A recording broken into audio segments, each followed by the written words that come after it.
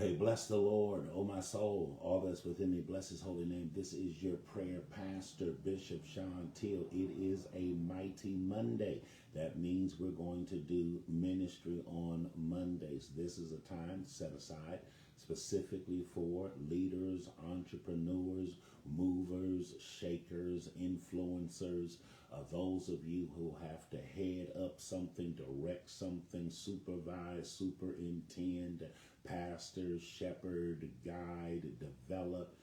If that's your task, if that's where you are on the team, then I'm thinking, I'm praying, I'm hoping that moments like this are going to empower you and enable you.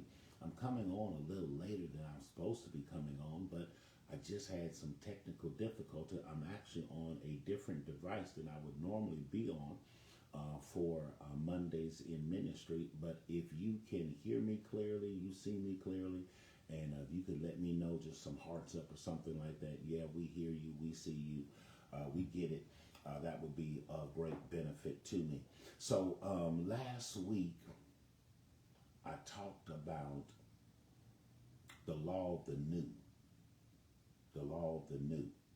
and what it takes to get things changing, which you have to develop with as it concerns things that want to change. Go back, that's on this page, and I think they've already uploaded it. Yeah, you can hear me clearly? Okay, great. And they've uploaded it, thank you media team, to the YouTube page. So you can, whatever I do on Mondays, when I do ministry on Mondays, they're going to upload that over to the YouTube channel. And the YouTube channel is House Number 4 Prayer Network on YouTube, House 4 Prayer Network. And so everything I'm doing, we're trying to upload it there, only because anything I do on Facebook is going to be deleted within 30 days. So we're putting everything that we're doing now up on YouTube. You can go there on demand. So go back, if you've been missing Mondays, go back and check out the Mondays, and hopefully they'll empower you and enable you, okay? Good to see you coming on. Good to see you coming on. Come on in, come on in, come on in, come on in. Good to see you coming in. Who do I see? Oh, hey there. Hey there, Lady Andrea. Love you. That's my sister. Appreciate you. Thanking the Lord for you. President Clark, always going to be my president. Love you. Serving Alfreda Clark. Love you. Pastor Anita Paulette. Good morning. Love you. Good to see you coming on. And if this helps you, if this blesses you, then go ahead and share. Encounter. The Encounter Conference is going to be this Saturday, sold out at maximum capacity. We love that report. How awesome is that? So we're looking forward to this Saturday and what the Lord's going to do. And Pastor Lattin's birthday is also on the 9th. So we'll be celebrating her birthday and then celebrating a new level at Abounding Love Bible Ministries. Excited, excited, excited. Okay?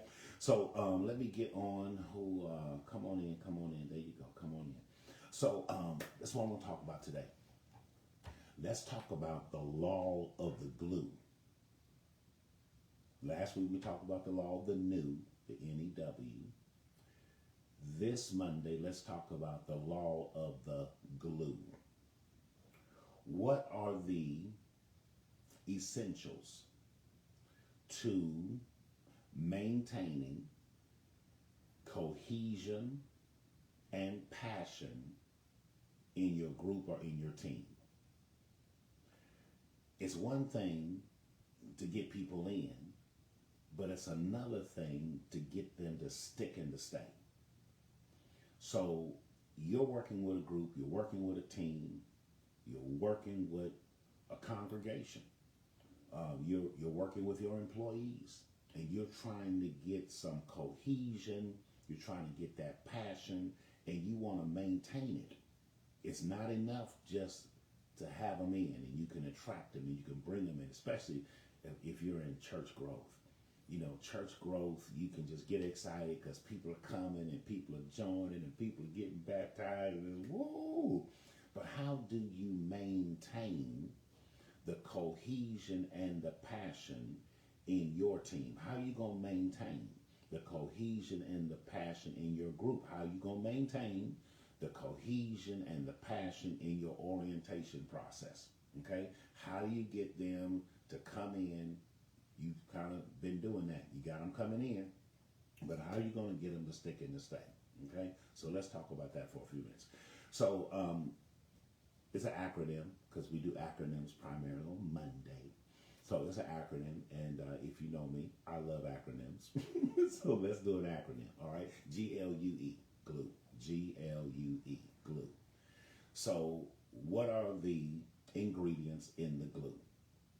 What do we need to do to work on making sure we have the cohesion and the passion, and how do we keep it fostered and keep it fueled? We need glue. All right. The first thing we're going to need is grace. Is grace. And if you think that's just a sacred term, I apologize, but grace is not just something for the Bible people. You need grace in everything that you're going to seek to do if you're going to do it with people. Now, if it's not with people, you just want to work with robots and computers, maybe you don't need a lot of grace. But if you're going to be dealing with people and your team and building out your group, if you want people to come in and then stick and stay, you're going to need some grace. You're going to need to know how to operate in grace. Now, grace, of course, is being favorable. Grace is being acceptable. Grace is being generous. Grace is going out of your way to help other people become who they need to become. So you want to have grace in your team, grace in your group, specifically, I think, in these two areas. Make sure you have grace for the outliers, and make sure you have grace for the opinions. Have grace for the outliers and have grace for the opinions. If you're going to build that cohesion, build that passion, maintain it, stick and stay, then make sure that you always have grace for the outliers. Say, well, what is an outlier? An outlier particularly are going to be those people or those problems that are not within the mainstream of what you have to deal with every day. Outliers mean this is something unusual. Outliers, this is not what we deal with daily. Outliers, this is a little strange. Outliers, we don't usually see it happen like this. It's an outlier. Malcolm Gladwell, one of my favorite authors, he wrote a book called Outliers.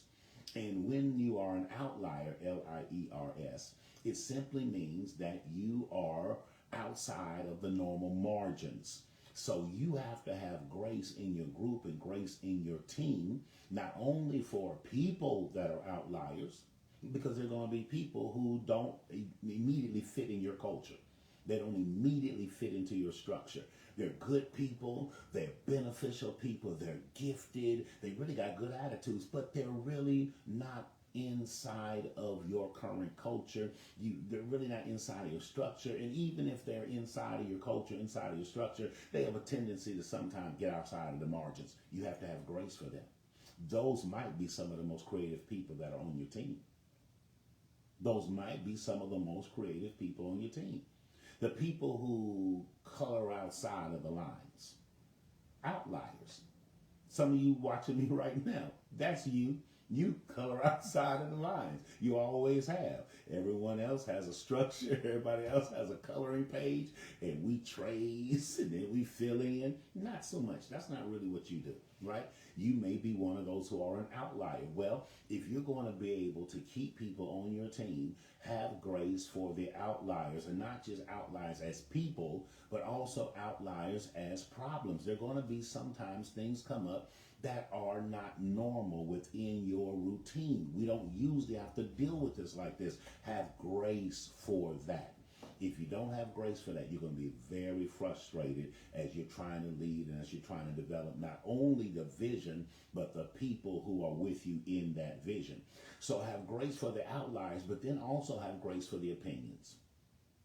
Have grace for the opinions. Now, my preference is, that, I would like my opinion to stand.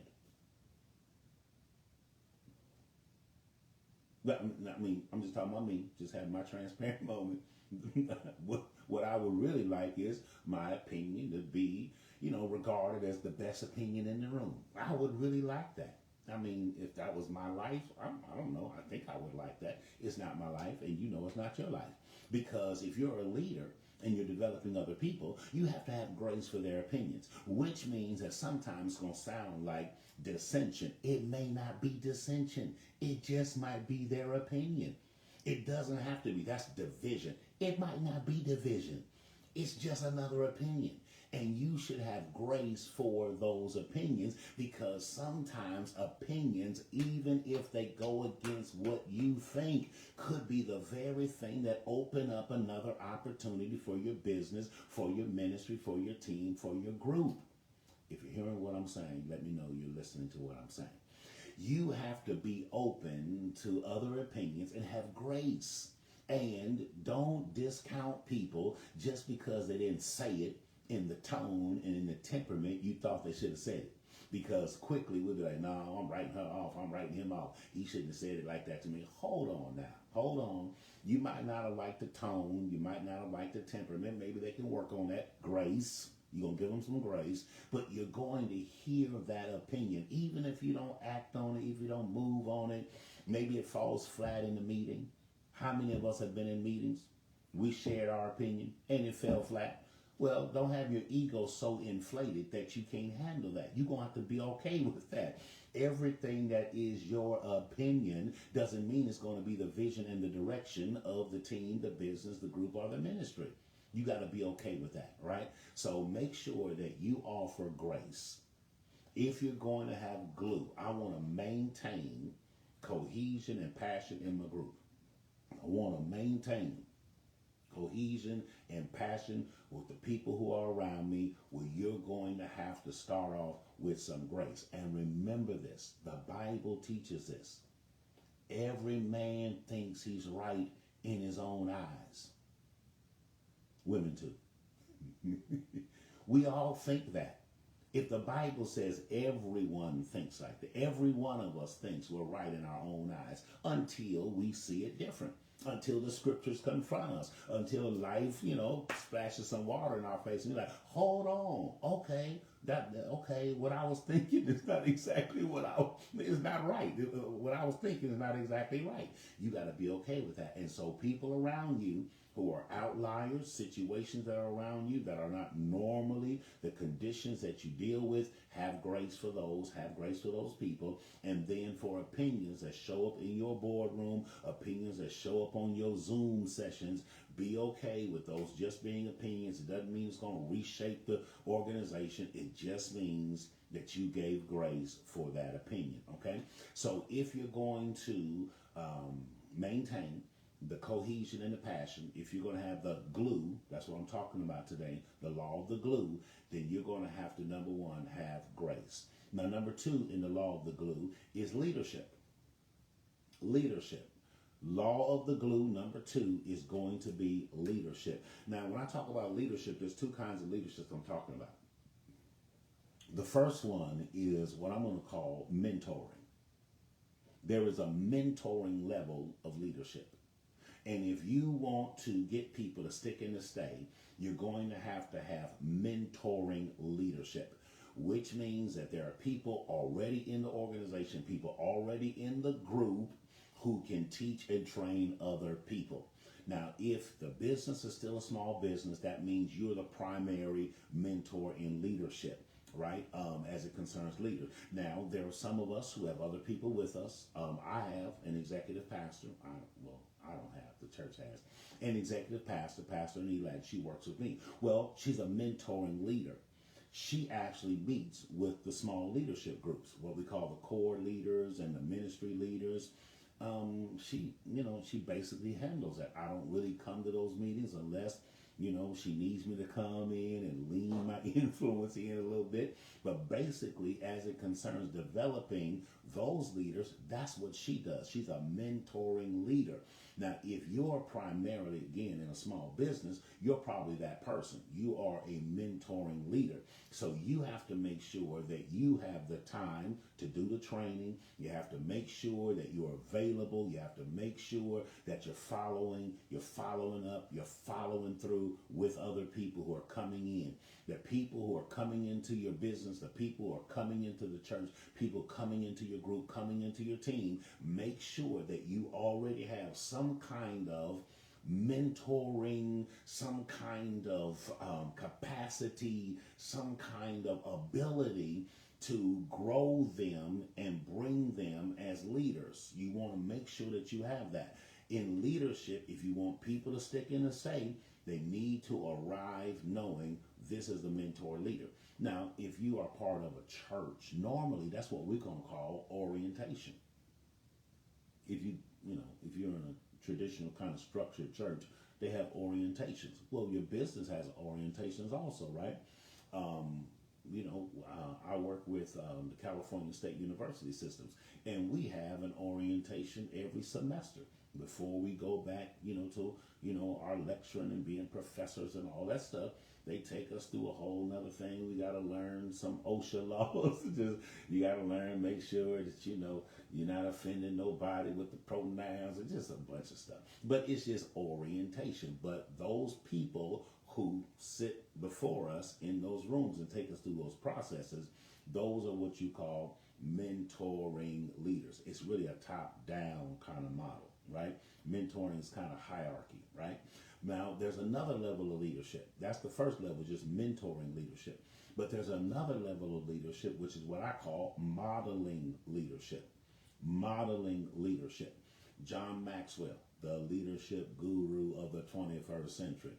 John Maxwell defines leadership as influence. That's modeling leadership. When you have somebody who has no title, but they do it right, that's a modeling leader. You have not given them a corner office, but everyone can look to them to get an idea of how they ought to be functioning in the group and in the team. That's a modeling leader. A modeling leader is basically leadership from top up. From bottom up, not top down. If you're a mentoring leader, we've already given you a position, we've already given you a title, people are coming in and you are teaching and training them to fit within the culture and the structure. If you are a modeling leader, you may not even have a name tag, but you're doing what you should be doing, and you want to identify the modeling leaders. And it's not necessary when you find a modeling leader to immediately move them up to become a mentoring leader, because some of them are not that. Some of them are not that. We have a dear member in the church. Her name is Renee Taylor. And Renee Taylor is a modeling leader. She does things, and she doesn't really, well, she has a title, but she just does the right things. she does what good members do, right? And if I wanted to point someone and listen, kind of catch this attitude, catch this spirit, she's one of the members that I would point to and hey, listen, follow that, right? We have just all kinds of modeling leaders within the group that I lead, which is called Prayer Everywhere. All kind of modeling leaders, not a bunch of titles. We call each other servants, right? Not a bunch of titles, but they can show people coming in, oh, this is how we should function. This is what effectiveness looks like in this group or on this team. Do you understand what I'm saying to you? So we could have mentoring leaders. Those will be the people basically in leadership. They're titled up, right? And they're top down. Then you have the modeling leaders. They don't really have titles. They're not in the corner office again. And they are from the bottom up, being examples of the kind of culture and the kind of structure that you are seeking to develop in your business, in the ministry, and in the group. All right? Now, this is talking about the law of the glue. We want to get people to stick and to stay. We want to get people to maintain cohesion and passion with the vision that we're operating with in our businesses and our ministries. And so in order to do that, we need, number one, the law of grace. We need to apply in the law of glue, you're going to need grace. Then number two, in the law of glue, you're going to need leadership. And then number three, in the law of glue, you need understanding. And what do we need to understand? We need to understand roles and goals. Roles and goals. ROLESs and goals. We need to make sure that everyone coming in on the team is learning and understanding what is your role. What is the goal? What is the role of the leader? What's the role of the director? What's the role of the owner? What's the role of the pastor? What's the role, right? And if you don't understand the role, they don't know where to fit in. In fact, if they don't understand roles or goals, they don't even know how to be ambitious for what you're doing. If people don't know their role and they don't have an idea where they might be able to fit into this, they will lose ambition for what you've got going on. You're going to have to make sure that people coming in can understand, here are the roles that we have, and here are the goals that we have, right? Prayer is our passion. Everywhere is our mission. That's prayer everywhere. Prayer is our passion. Everywhere is our mission. So we're kind of telling you what our goals are right there, right? And so if you're coming in, what are the kind of roles available? Well, we have, prayer leaders, and we have prayer directors. We have moderators, and we have intercessors, and we have exhorters, and we have different roles, right? And so as we are developing those roles and goals, people are able to find a space and a place where they can fit in. If they don't know the roles that are available, if they don't know the goals that have been set, it's going to be very difficult for them to stick and to stay. Make sure people understand this is what we're doing, and keep it simple. We don't need 3 paragraphs for a vision statement. You don't need 2 pages for your mission statement. You really don't. Years ago, I went into a Chick-fil-A, and I'm not advertising. Went into a Chick-fil-A, and I just thought it strange that Kathy Truitt, he was the founder of Chick-fil-A. And I went into a Chick-fil-A this years ago, Chattanooga, Tennessee. And I saw on the wall, Chick-fil-A had their mission statement on the wall. I'm like, you sell chicken sandwiches. How deep can this be? But they have to have a whole culture and a whole structure. Everyone has to understand the roles and the goals of a Chick-fil-A. Help me with this. So if Chick-fil-A, who is handing out fries, shakes, and chicken sandwiches, if they have to make sure everyone in their organization knows the roles and the goals, right? The goal is what? I need to get chicken sandwich out the window within 3 minutes. I don't know if this is the case. I'm just saying, right? Hypothetically, right?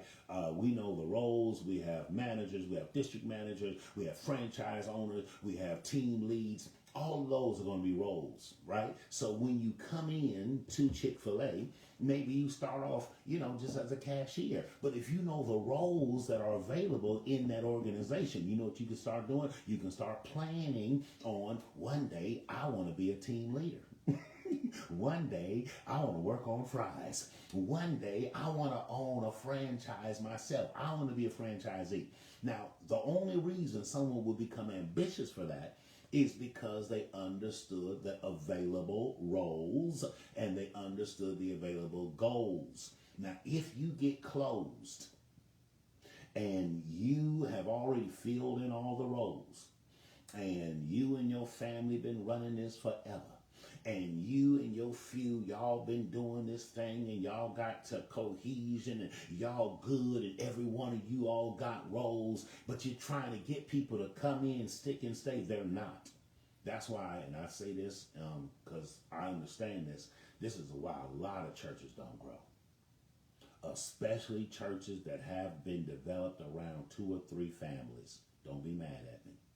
Historically, particularly in my spiritual tradition, you get some churches, you have about 2 or 3 families. They've been running that thing for generations. You join that church, and guess what? All the roles are taken up.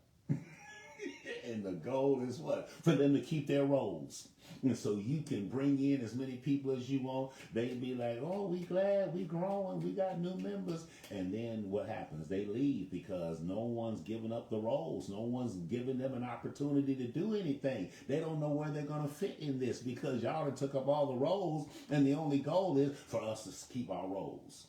And if that's the case, it's always going to be hard to get people to maintain cohesion and passion. If you're hearing me, let me know you're hearing me, just please. All right, now, finally, the law of the glue. How you going to get people to maintain cohesion and passion concerning your vision? Number 1, I got to have grace for the outliers and for the opinions.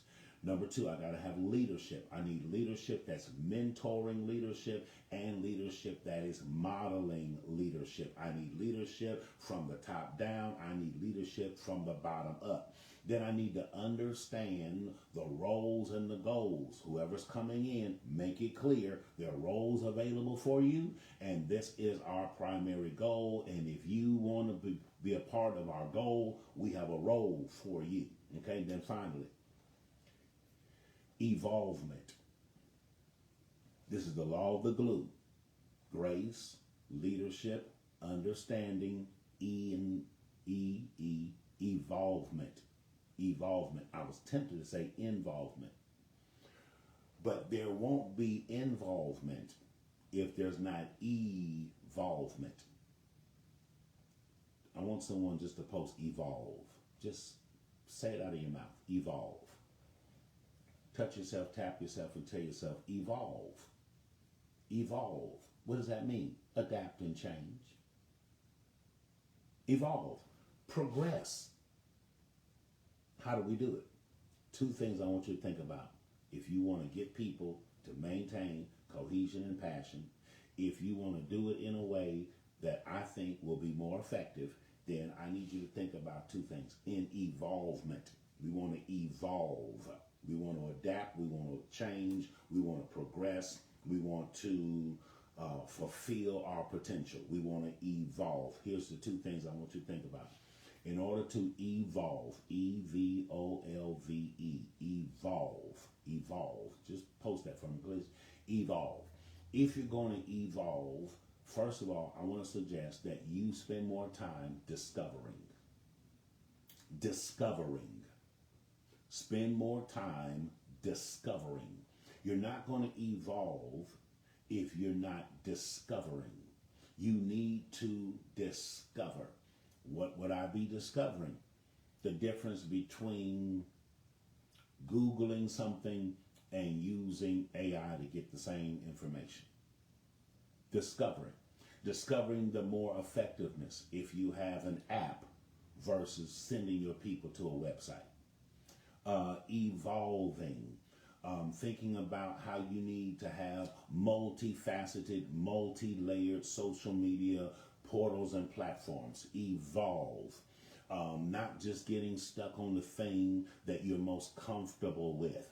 Evolve. You have to discover. In order to discover, you're going to have to do some research. In order to discover, you're going to have to, watch somebody do something different than what you're doing, and then consider, does that apply? Can we use that? Can we grow into that? Versus, this is what we're good at, and we're only going to do it this way. Come on now. Let's evolve. You're trying to get people to stick and stay. You're going to have to evolve. And people who really are growth-oriented people are not going to stay with your organization if they can't evolve. One of the things I've taught my children, I think I've taught them this. We say we teach our children. Maybe I told my children. And that is, when you go onto a job, think in terms of they are paying you to train you. Are you here? I don't like this position. They're paying you to train you. What are you fussing about? You're getting a check and you are discovering things that you would not have known if you weren't in that particular position. Get the check and make the change, right?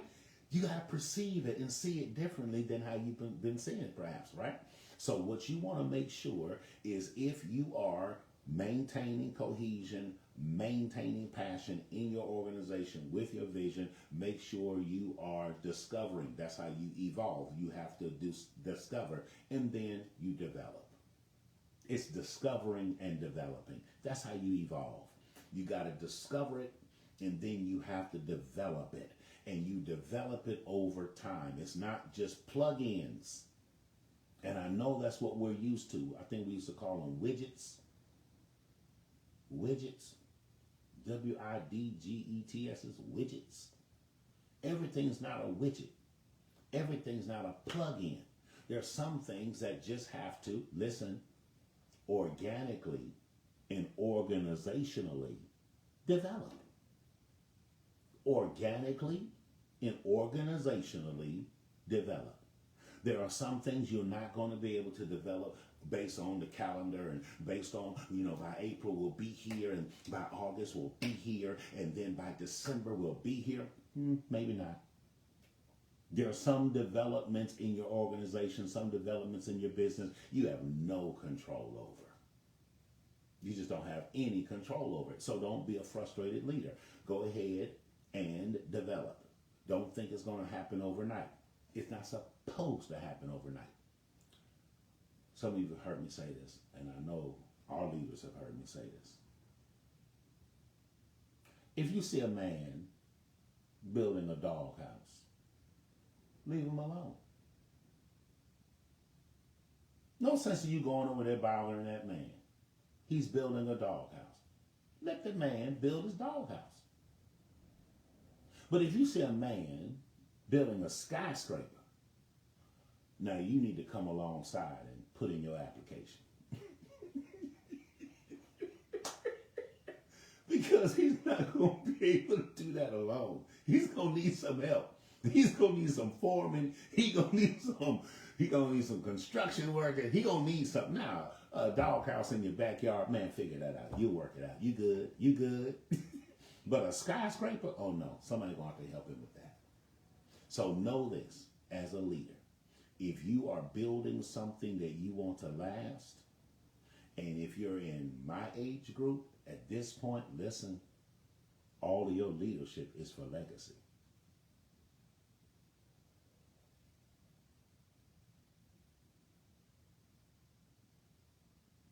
What did he just say? You heard what I said. All of your leadership at your age is for legacy. Don't let it be that you did all of this, all these years, building this up, building this out, and then after your funeral, it's dead and gone with you. Nope. Cannot be. Cannot be. Develop. Develop in such a way where you have people who will maintain the cohesion and the passion in the organization and in the vision that even if you go to be with the Lord, and I pray that you would be going to be with the Lord, but even if you die tomorrow, you go to be with the Lord, what you've been able to develop, you've had enough people to do the buy-in, you had enough glue over the years where the very thing that you organize and the very thing you envision will breathe after you die. Here's one thing I know. I could catch my eternal sleep tomorrow. Prayer everywhere is alive. Prayer everywhere is alive. Prayer everywhere will live past me. Prayer everywhere is already in the next generation. Not a problem. Not a problem. Because there's some glue. Got some glue. There's some people who are sticking and staying. We have people right now, our prayer call is 20 years old. And we have some people who've been on that prayer call for 20 years. We have prayer calls right now. I think the last count, we had 18 prayer calls that had spun off from the national prayer call. 18. Are you hearing me? 18. And seeking to use the kind of model that we use. Even if you don't call it prayer everywhere. It's too late. It's already there. The glue. They got a hold to you. Are you here? So here's the law of the glue. One more time. If you're going to get people to stick and stay, if you want to maintain cohesion, passion in the organization and the vision, you need grace, you need leadership, you need understanding, and you need evolvement, because there'll be no involvement if there's no evolvement. Evolve. Keep on discovering and keep on developing. Hold on to your glue. All right? That's it. That's all I got. Let me pray with you, and then I'll wrap up. We went a little late because I came on a little late, so I apologize for that, okay? Father, we bless you, and we thank you for leaders. I thank you for entrepreneurs. I thank you for pastors. I thank you for influencers. I thank you for those whom you're using to build out teams and develop groups and launch visions and bring organization in order to new ideas and new institutions. Father, I thank you now for those who are inspired by moments like this, and I pray that you'll stir us even to the next level. You know the culture that we seek. You know the structures that we've been implementing, but we give that all to you. And I just pray, Father, that this week will be a week of peace and progress over these leaders, that there'll be no frustration, that they'll have the freedom to do what you have enabled them to do what you have empowered them to do, and they'll just do it with excellence. Do for these leaders what you did for your servant Daniel. Give them an excellent spirit, and may they be preferred. And so we bless you, we thank you, we worship you, we honor you, and we call it so and done. In Jesus' mighty name we pray. Amen and amen.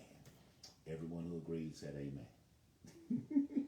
All right, thank you for joining us. Again, I apologize for the tardiness. I just had to come onto a different platform.